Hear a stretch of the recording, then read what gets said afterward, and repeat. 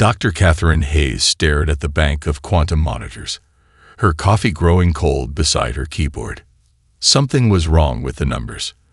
The quantum field measurements from their latest test had produced patterns she'd never seen before, patterns that shouldn't be possible. "Dr. Reynolds," she called out, not taking her eyes off the screen.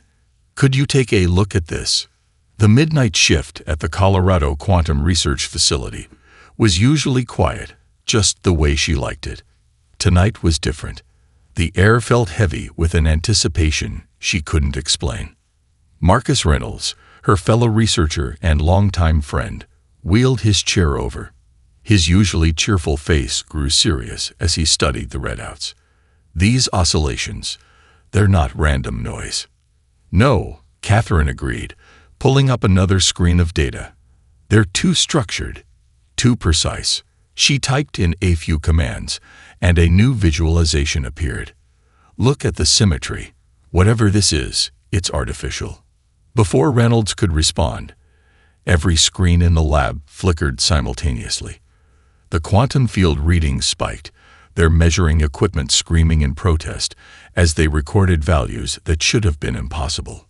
"Shut it down," Catherine shouted, but before anyone could react, the screen stabilized. The chaos of numbers resolved into something else entirely. Text. To Species 237b. Designation: Human. From the Galactic Concordat. Subject: Integration Notice. Catherine felt her heart skip a beat. First contact. After all these years of searching the stars, they weren't the ones who made the call. They were the ones being called. The message continued to scroll.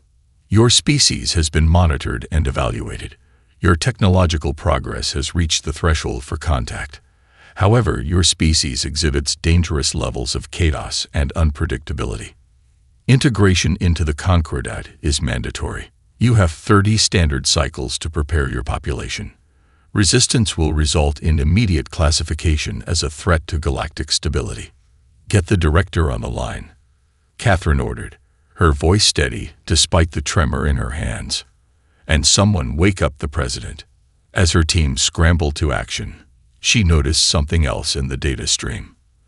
A secondary signal, buried beneath the main message. While everyone else focused on the obvious threat, she started a separate analysis. The next few hours passed in a blur. Military officials flooded the facility. The UN Security Council convened an emergency session. Phones rang constantly. Through it all, Catherine kept working on that hidden signal. "You should get some rest," Reynolds said, bringing her a fresh coffee around dawn. She shook her head. "There's something here, Marcus. Look at these patterns in the subprocess. They're almost like echoes." "Echoes of what?" "I don't know. But whatever the Concordat is, they're too perfect, too orderly. And they're terrified of us." She pulled up the original message. "Why give us 30 days? If we're such a threat, why not just eliminate us immediately?" Reynolds leaned in, his expression thoughtful. "You think they can't? I think they don't know how." Catherine stood, stretching her stiff muscles. "They call us chaotic, unpredictable. But look at how they communicate. Quantum signals so perfect they shouldn't exist in nature. Everything about them is too ordered, too controlled."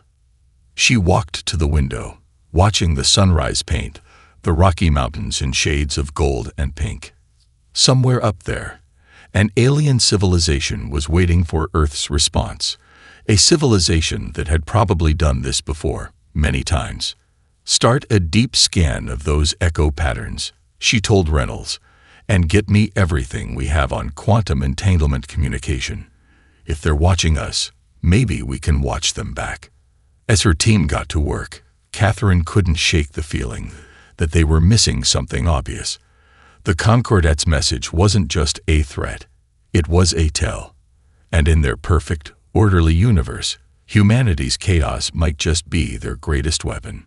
She just hoped they had enough time to figure out how to use it. 23 hours into Earth's 30-day deadline, Catherine found the first proof they weren't alone in their resistance. The hidden signal she discovered contained more than just data. It contained memories. "Look at this," she called to Reynolds, who had been analyzing signal patterns from other deep space arrays. The lab had been their home for nearly a day now. Empty coffee cups and half-eaten sandwiches scattered among the equipment.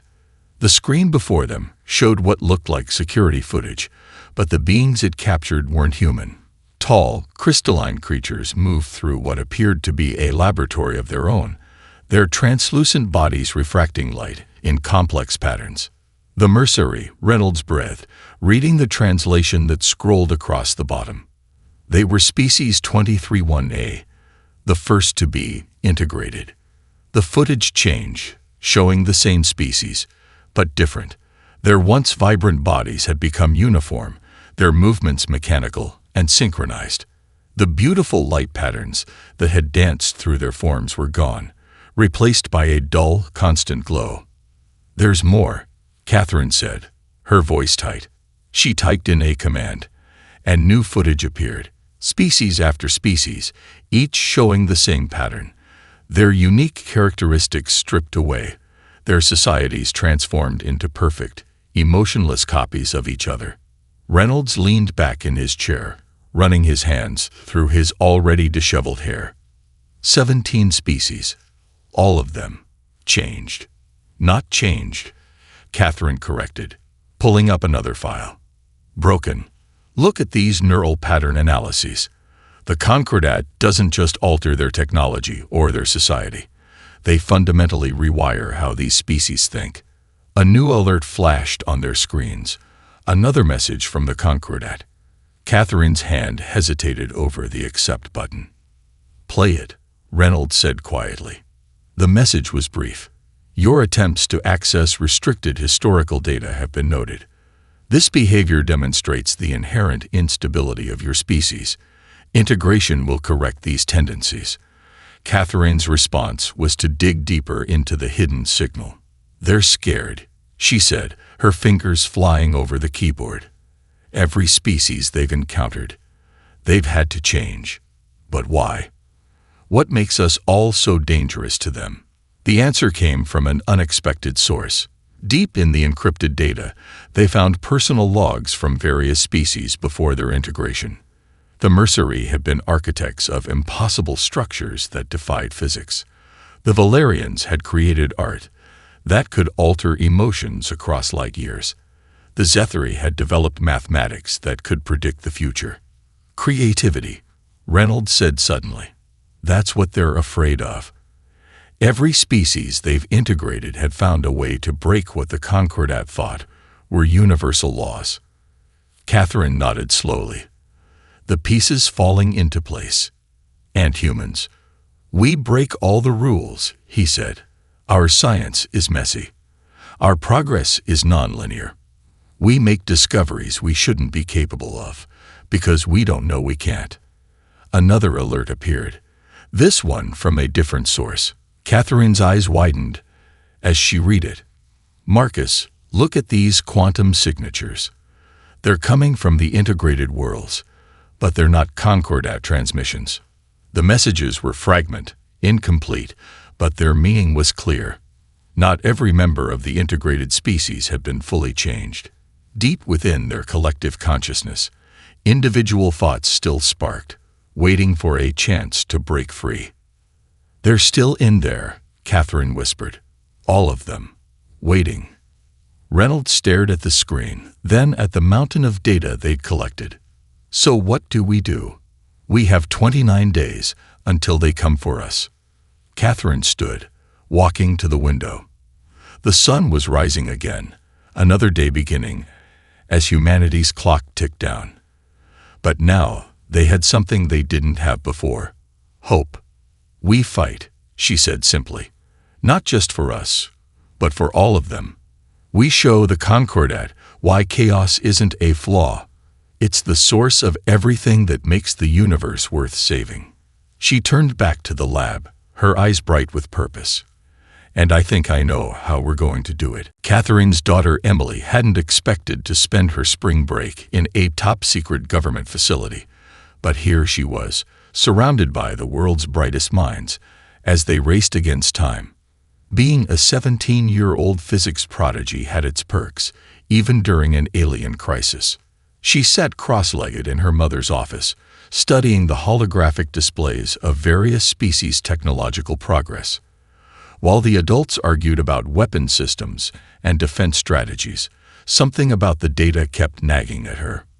"Mom," she called out, interrupting a heated debate about quantum shields. "Why does everyone's tech tree look the same except ours?" Catherine moved to her daughter's side, following her gaze to the display. The technological evolution of every integrated species followed perfect, predictable patterns, like climbing a ladder where each rung was precisely spaced. But humanity's progress looked like a Jackson Pollock painting. "We keep making jumps we shouldn't be able to make," Emily continued, highlighting specific points in human history. "Look, we went from basic flight to breaking the sound barrier in less than 50 years. From simple computers to quantum processing in less than a century." Reynolds, who had been listening intently, pulled up the Concordat's own technology timeline. "She's right. Their progress is linear, predictable. Each discovery builds directly on the last. But humans, we skipped steps," Catherine finished, her eyes wide with understanding. "We make connections that shouldn't be possible because we don't know they're impossible." Emily nodded enthusiastically. "It's like everyone else is playing chess, following all the rules. But we're playing Kelvin ball, making up new rules as we go." The room fell silent as the implications sank in. Catherine rushed to her quantum terminal, pulling up the latest scans of Concordat technology. Their entire civilization is built on perfect order, perfect prediction. They can't handle variables they can't control. "Which is why they need to integrate everyone," Reynolds added. "They're not just afraid of our chaos. They're afraid of what it might show them about the universe." Emily pointed to another display, this one showing the neural patterns of integrated species. "Look at the wavelengths. They're all synchronized now. But the original patterns, they're like ours. Random, creative." Catherine's fingers flew over the controls as she cross-referenced the data. The Concordat doesn't just fear chaos, they fear what it represents. True innovation, true creation. They can only build on what they know, but we can imagine what's never been, Emily finished. A new alert flashed across the screens, another message from the Concordat. "Attempts to analyze Concordat methodology detected. Cease immediately. Your species' tendency toward disorder will be corrected." Catherine smiled for the first time in days. They're watching us try to understand them. But they can't understand how we think. It's too random, too chaotic for their systems to process. Reynolds was already moving to the Quantum Lab's main console. If their entire system is based on predictability, then true randomness would be like a virus to them, Emily said, jumping up. "Mom, remember that quantum encryption algorithm you were working on? The one that uses human brainwave patterns as a seed?" Catherine's eyes lit up with understanding. "A code they can't break, because it doesn't follow any logic they can comprehend." She turned to the room full of scientists and military personnel. "We've been looking at this all wrong. We don't need to fight the Concordat on their terms. We need to show them something they've never seen before. True human creativity." Emily grinned. "Time to show the galaxy why chaos is beautiful. Time to show them why freedom to think differently is worth fighting for," Catherine agreed. She looked at the countdown timer. 27 days remaining. "And I know exactly where to start." She pulled up the hidden messages from the resistant members of integrated species. "Let's remind the galaxy what it means to dream." The converted wine cellar beneath an old French chateau wasn't where Catherine expected to find hope for humanity's future. Yet here she stood, surrounded by what might be Earth's most important secret meeting. 26 days remained until the Concordat's deadline. "Welcome to the Resistance," Dr. Isabella Lawrence said, leading Catherine and Emily through the hidden quantum lab. The French physicist had been running independent research here for years, hidden from both government oversight and, more importantly, concordat detection. How many others are there? Catherine asked, taking in the impressive array of modified quantum equipment. 12 major sites, Isabella replied, bringing up a holographic globe. Points of light sparkled across its surface, a hidden network of underground labs. Mumbai, Lagos, Buenos Aires, Tokyo. We've been preparing for something like this, though we didn't know what form it would take. Emily moved to one of the screens, her eyes widening.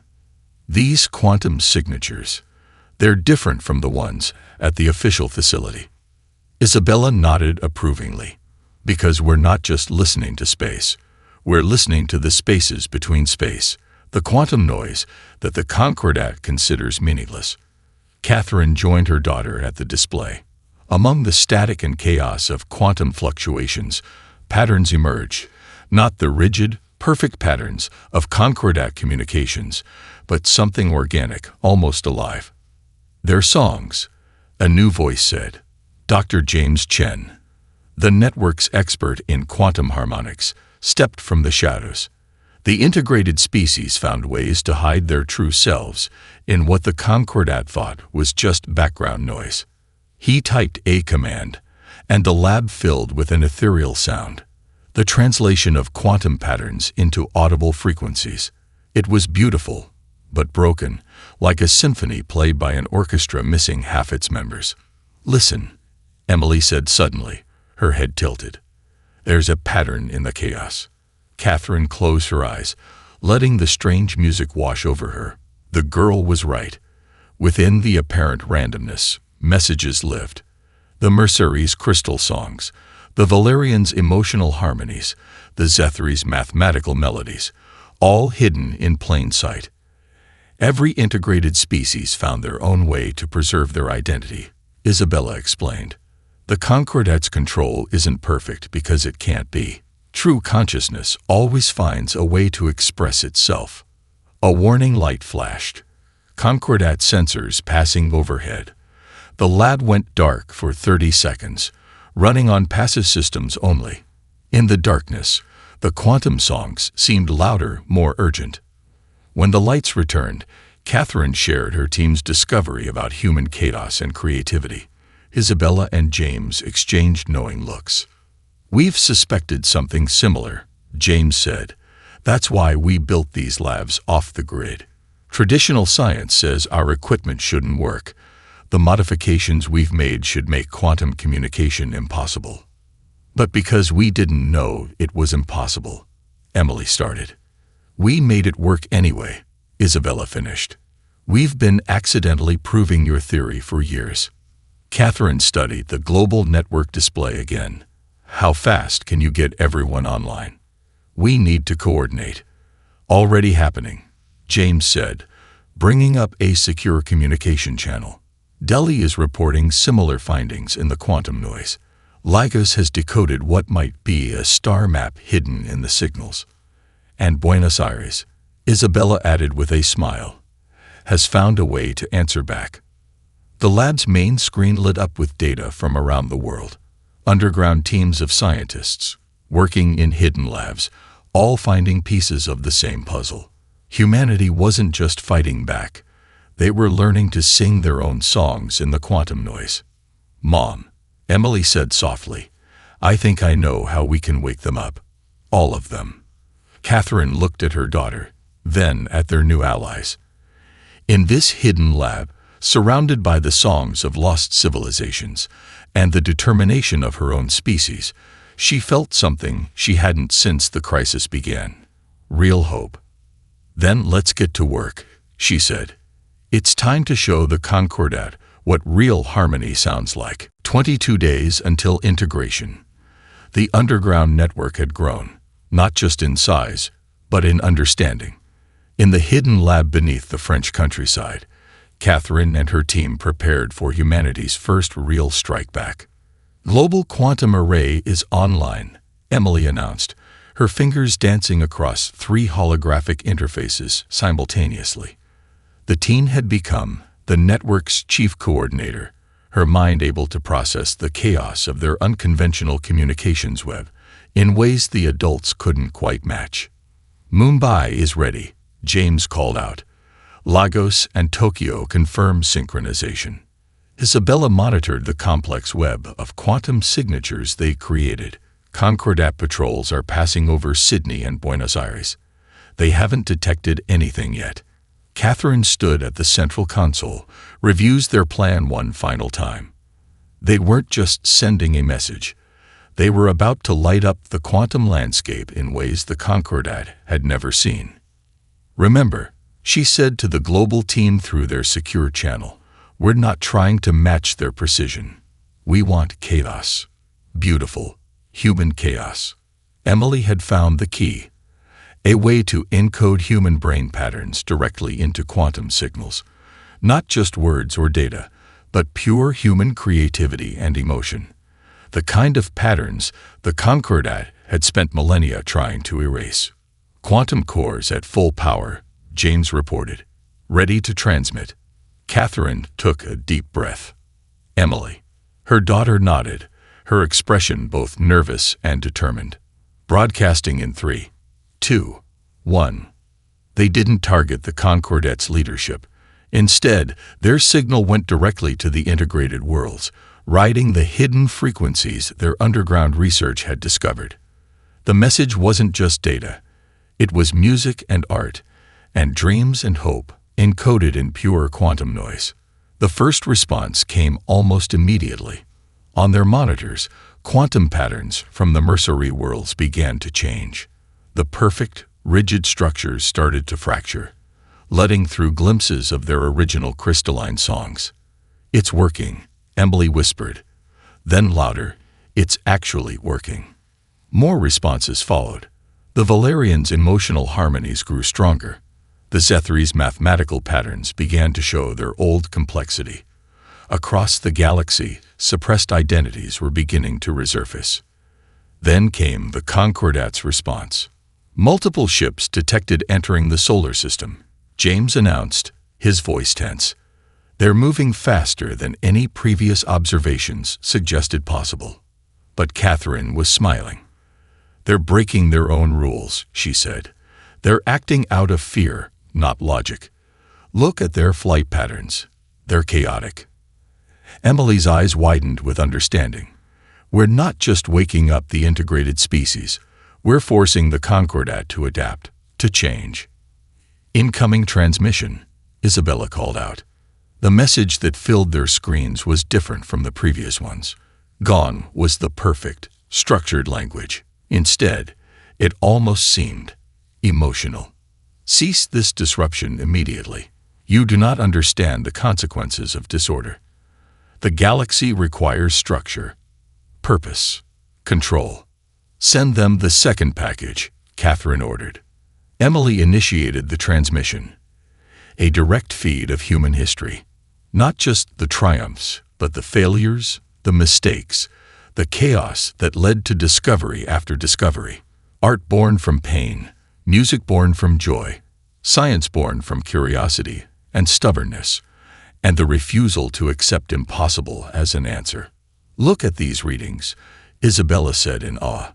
"The integrated worlds. They're beginning to generate their own quantum noise. They're not just remembering who they were. They're creating again." Catherine watched the monitors as humanity's message spread across the galaxy, carrying with it the spark of chaos that the Concordat had tried so hard to extinguish. In the quantum static, she could almost hear the symphony of awakening civilizations. "Mom," Emily said softly, "the Concordat ships. They're not slowing down." Catherine nodded. She'd expected this. The Concordat couldn't allow this challenge to their perfect order to continue. The real battle was about to begin. "Good," she said, her voice steady. "Let's show them what humanity does best. The impossible." 18 days until the integration deadline. But time had become a blur of constant action and reaction. Catherine hadn't left the underground lab in days, watching as their quantum revolution spread across the stars. Another breakthrough in the mercenary systems, Emily reported, her voice hoarse from lack of sleep. Their crystal cities are starting to show color again. The Concordat can't maintain control over their synchronized network. The main display showed dozens of similar reports from across known space. The Valerians had begun creating art again, their emotional resonance spreading like wildfire through the quantum net. The Zethri's predictive mathematics were evolving beyond the Concordat's understanding.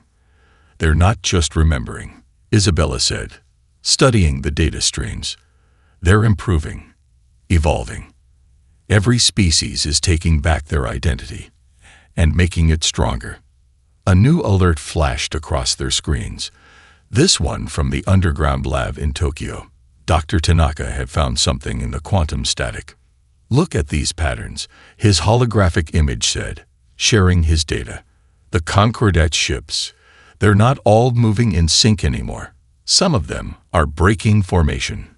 Catherine leaned forward, her exhaustion forgotten. Cross-reference those ships with the integrated species home systems. Emily's fingers flew across the controls. Mom, the crews. They're waking up too. The evidence was undeniable. Ships crewed by integrated species were beginning to show signs of individual behavior. The perfect, mechanical precision of the Concordat fleet was dissolving into something more natural, more alive. Incoming transmission, James called out. But this is different. The message that appeared wasn't from the Concordat's leadership. It came from a mercenary cruiser, its quantum signature pulsing with their species' original crystalline harmonies. We remember the colors. We remember the songs. The Concordat cannot hold us. More messages followed, each from a different species, each carrying the unique signatures of their true nature. The emotions flow again. Valerian battle group. The numbers dance as they should. Zethru science vessel. We will not be silenced again. Herath explorer fleet. They're not just breaking free, Emily said, wonder in her voice. They're coordinating, but not like the Concordat. They're working together while staying unique. Catherine watched as the galaxies seemed to come alive before their eyes. Species after species rediscovered their voice, their art, their science, everything the Concordat had tried to strip away. But victory wasn't certain yet. The Concordat's main fleet still approached Earth, their ships moving with unwavering purpose. New message from the Concordat, Isabella announced. The words that appeared were different now. Desperate, almost angry. You do not understand. Chaos brings destruction. Difference breeds conflict. We brought peace. We brought order. Catherine's response was immediate. Show them. Emily initiated their final package, a real-time feed of what was happening across the galaxy. Not just the awakening, but the harmony of it. Species working together, their differences creating something greater than the sum of their parts. The mercenary crystal cities are hosting Valerian art exhibitions, James reported, reading the incoming data. The Zethri are collaborating with the Herath on new forms of space travel. They're not fighting.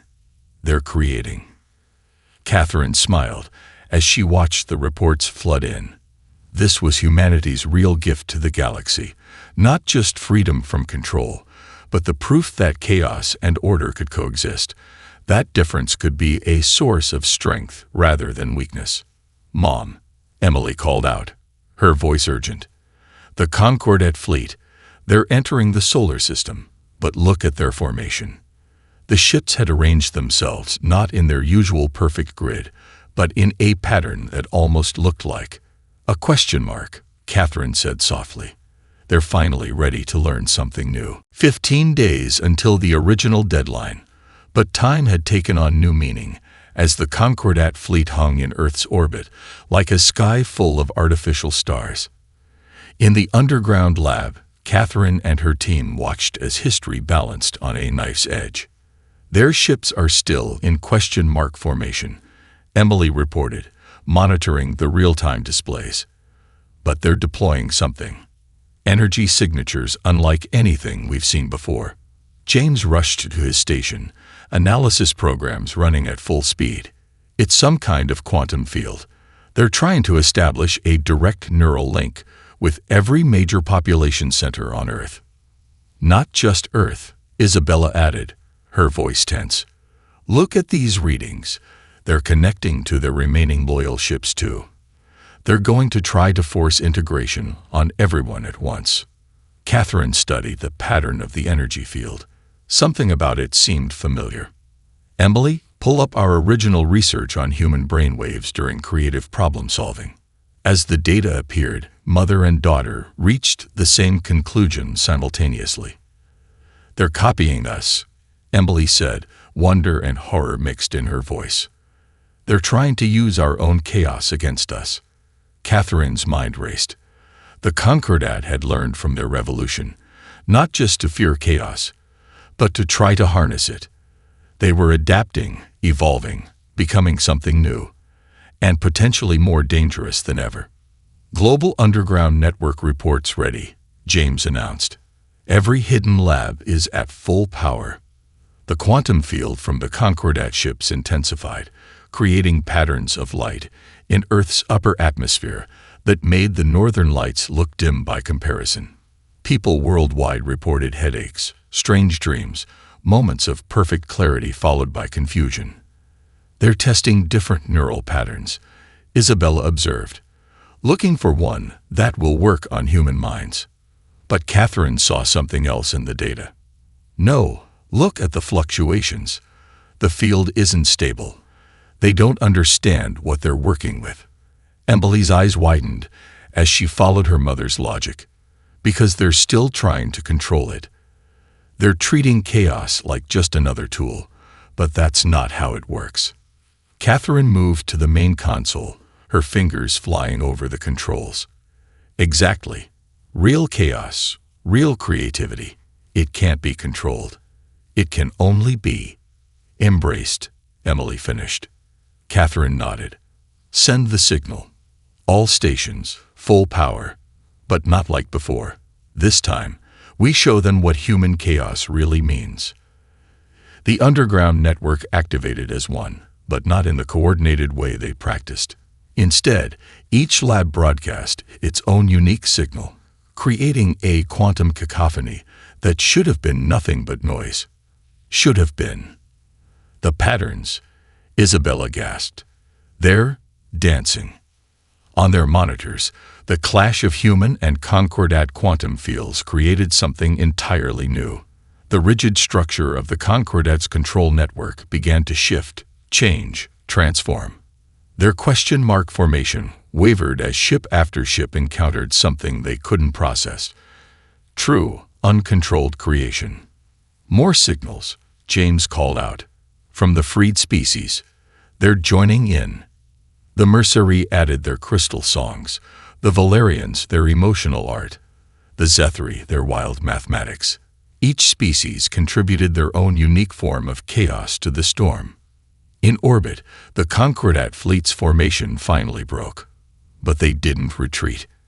Instead, individual ships began moving in new patterns, as if testing their freedom for the first time. New transmission, Emily announced, from the Concordat command ship. The message that appeared was unlike any before it. We do not understand. But perhaps that is the point. Catherine smiled. Send one last message, she said. Tell them. Understanding isn't always necessary. Sometimes, you just have to dance. Above them, the storm of quantum energy continued to build, but it was no longer a battle. It had become something else. Something new. Something beautiful. Mom, Emily said softly, I think this is it. The moment everything changes. The original 30-day deadline had become meaningless. In the underground lab, Catherine, Emily, and their team watched as something unprecedented unfolded in Earth's orbit, the birth of a new kind of order. The Concordat ships are requesting landing permission, James announced, his voice filled with disbelief. not as conquerors, as visitors. On the main display, the once rigid fleet had arranged itself into a new pattern, a spiral, like a galaxy in miniature. Each ship now moved with its own purpose, while still maintaining harmony with the whole. "They're not just accepting chaos," Emily said, studying the data streams. "They're learning to create their own." Catherine watched as the first delegation pod descended through the atmosphere. Inside were representatives not just from the Concordat leadership, but from every species that had once been integrated. Each now showed their true nature, the Mercenarii glowing with crystal light, the Valerians radiating emotional art, the Zethari surrounded by dancing mathematical formulae. They met in a meadow outside the underground facility, under an open sky that sparkled with both stars and ships. The Concordat leader, a being of pure energy and logic, approached Catherine. "We were wrong," it said, its voice carrying harmonics of uncertainty, a sound that would have been impossible just days ago. "For millennia, we sought to perfect the galaxy through unity, but we created only stagnation." Emily stepped forward, unafraid. "Because real unity doesn't mean everyone has to be the same." "Yes," the leader agreed. "We see that now. Your chaos. It creates patterns we never imagined possible. Each species' unique nature adds to the whole rather than diminishing it." Around them, representatives from different species began to interact, sharing their rediscovered gifts. Mercenarii crystal songs merged with Valerian emotions, creating displays of light and feeling that brought tears to human eyes. Zethari mathematics danced with Hrath poetry, describing the universe in ways neither science nor art could achieve alone. "This is what we were trying to show you," Catherine said. "True harmony isn't about enforcing order. It's about finding the balance between chaos and structure, between individual expression and collective purpose."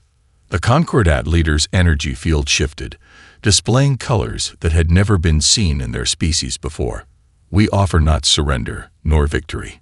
Instead, we propose a new beginning.